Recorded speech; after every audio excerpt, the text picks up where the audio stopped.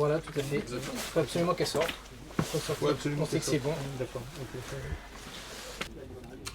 Oui, les équipes de SNCF sont à pied d'œuvre sur ce poste de village. D'ailleurs, 2 euros par million. Donc ça avance à bon train, tout le monde est mobilisé. Donc on a plusieurs centaines d'agents qui sont mobilisés et qui travaillent donc en shift, donc en 3-8, qui se relayent 24 heures sur 24 pour avancer le plus vite possible sur ces réparations.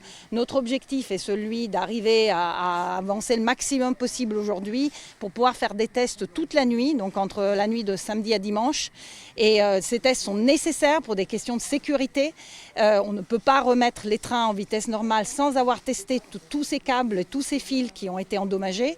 Et donc notre objectif est celui de pouvoir reprendre les circulations normalement, voilà, quelque part demain dans la journée, peut-être en fin de journée ou au pire lundi matin.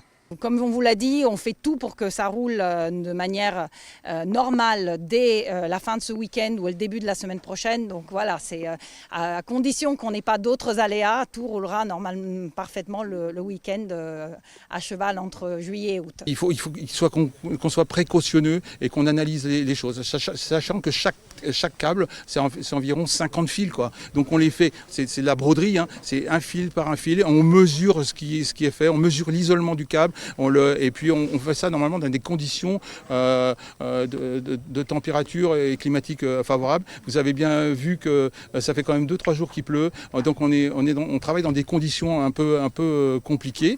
Donc on s'affaire à travailler sous des tentes, dans des conditions pas possibles, et on raccorde tous ces câbles un par un. Si le réseau est touché à cet endroit, tous les voyageurs qui empruntent l'Arc Atlantique vont être impactés. C'est d'ailleurs le...